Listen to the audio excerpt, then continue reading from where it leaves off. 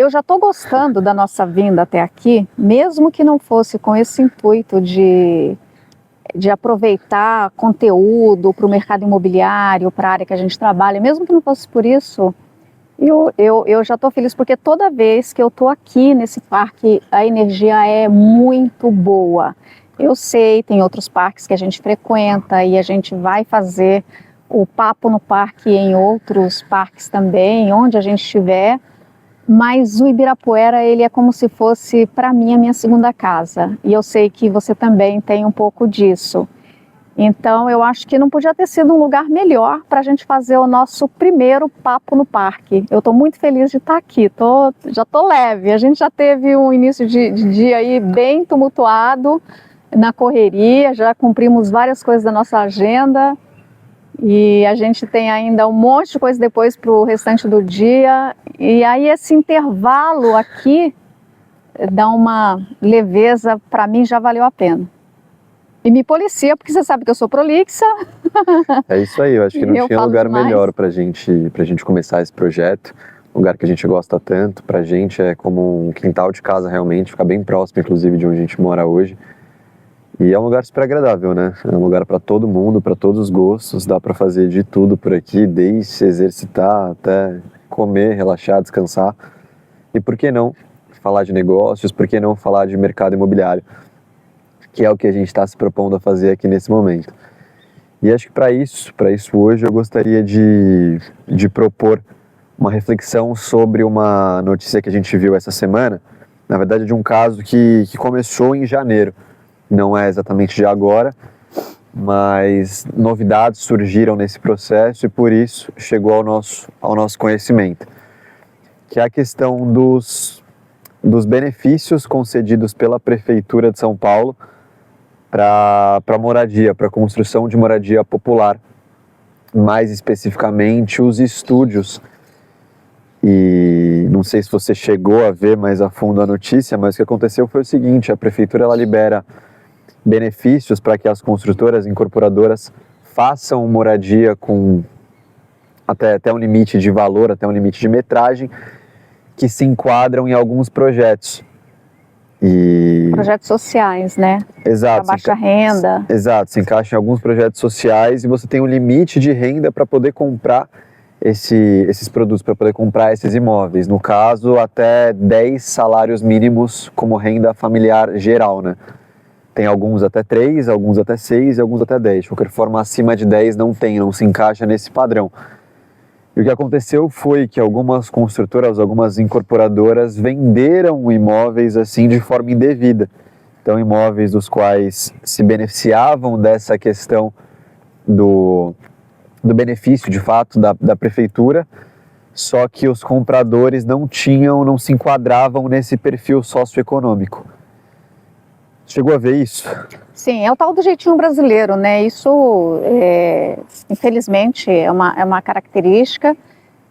Eu não estou aqui nem para condenar e nem para ir a favor de nenhuma construtora e muito menos para defender políticas do governo, até porque eu não tenho conhecimento, não tenho competência para isso. Mas o que a gente vê na notícia, né, que foi divulgado, é esse subsídio, né, esse benefício que é para uma classe que não tem um poder aquisitivo para comprar um imóvel, né, não tem essa facilidade, e então as construtoras utilizaram desse benefício para vender esses imóveis para investidores e aí fica totalmente descaracterizada a função social dessas construções, né? E os estúdios, que são o alvo, né, disso, está em alta. A gente vê aí a quantidade de prédios de estúdios sendo construídos. Essa semana, quando você falou sobre isso e você me perguntou se eu tinha conhecimento, e eu acabei não te respondendo, a gente estava ali na correria fazendo outras coisas, a gente não entrou muito nesse assunto, e agora foi até bom você ter perguntado. O que eu pensei? Que a tua pergunta vinha justamente por ter aparecido alguma novidade sobre esse tema, né? E eu confesso que eu não sei te dizer se houve alguma novidade nos últimos dias, eu não tenho acompanhado, não li a respeito, então realmente não sei te responder isso. A informação que eu tenho é a mesma que você já falou, de agora, recentemente, 2 meses, que a prefeitura começou a fazer aí a autuação. O que a gente tem, na verdade, até um pouquinho antes, foi em janeiro que isso foi noticiado, assim, pela primeira vez, pelo menos na grande mídia. Mas teve uma matéria da UOL sobre isso, acho que agora, em maio, se eu não me engano, junho, enfim. Não sei também. Então, o Ministério Público, no começo do ano, ou no fim do ano passado, não sei bem ao certo, mas assim, veio à tona isso em janeiro, ele notificou de fato a prefeitura, dizendo que a prefeitura devia entrar em contato com essas construtoras, com essas incorporadoras que estivessem de fato burlando esse sistema, burlando o uso desse benefício, para que sanções fossem aplicadas. O que aconteceu foi, até agora, de concreto realmente, foi a cobrança de multa de 2 incorporadoras, 2 construtoras, num montante aí que soma cerca de 30 milhões de reais entre as duas. E aí, para além disso, tem investigações acontecendo, tem uma estimativa de que cerca de 20 mil imóveis, 20 mil unidades foram vendidas irregularmente nesse processo, muitas delas sem que houvessem a análise da renda familiar para ver se enquadravam ou não no HIS, no HMP, que são esses casos aí aplicáveis dos benefícios, né? E tem mais outras coisas acontecendo, né? Tem agora a previsão de uma auditoria externa de valor superior a 40 milhões de reais, mas que ainda não aconteceu. Teve a instauração de uma CPI, ela foi aprovada, enfim, mas acabou que ela não entrou em vigor ainda por medida judicial, ela acabou sendo interrompida, pelo menos por enquanto. Mas, de qualquer forma, acho que era até uma questão que você trouxe para mim um pouco antes, fora das câmeras. Dos investidores? Não, para saber se as construtoras iam embargar obras, iam impedir que novos estúdios fossem feitos. A prefeitura embargar as obras, né? Isso, para impedir que novos estúdios, novos empreendimentos fossem feitos. Depois não aconteceu. Exato, a gente viu que não foi esse o... Mas a questão aí também, eu acho que trazendo aqui para o nosso dia a dia, para o nosso nicho de mercado, por que isso gera a nossa curiosidade, né? E talvez venha daí o seu interesse maior.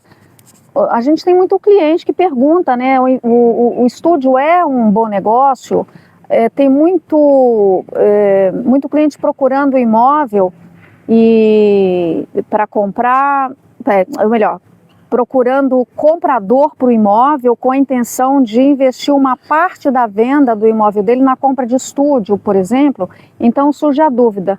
E eu não sei se isso tem acontecido com você, mas o que tem perguntado para mim será que vai acontecer com os estúdios a mesma coisa que aconteceu com os flats, que foi aquele boom, aquela explosão, né? Todo mundo ganhando dinheiro com flat, de repente a coisa caiu. Foi uma situação completamente diferente que aconteceu com os flats.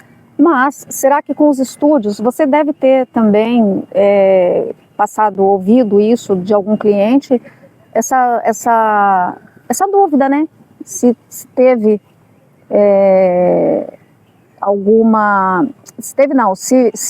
se vai ter alguma situação muito ruim para os estúdios e que deixe de ser um bom investimento. Então, pode ser que essa autuação aí da prefeitura, esse radar, né, que a prefeitura colocou sobre essas construções de estúdios, pode ser que seja aí um início de uma recuada, né? Vamos ver, não sei. Então, de fato, os clientes com uma certa frequência fazem esse tipo de questionamento.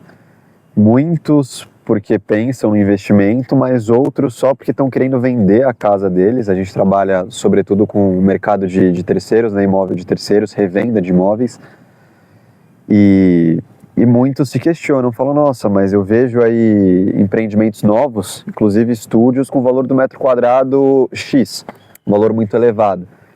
E a gente tem que ter todo um trabalho de explicar para eles que funciona de maneira diferente, que não dá para comparar o preço do novo com o preço de um usado. São outras realidades, outros mercados.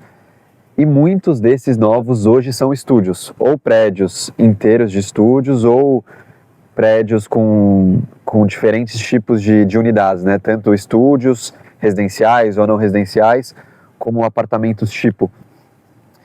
E o ponto, enfim, para responder a sua pergunta do que eu acho quanto a isso, é que a gente precisa ver realmente o que vai acontecer, porque eu primeiro acredito na seguinte coisa: se construções têm acontecido é porque a gente tem demanda.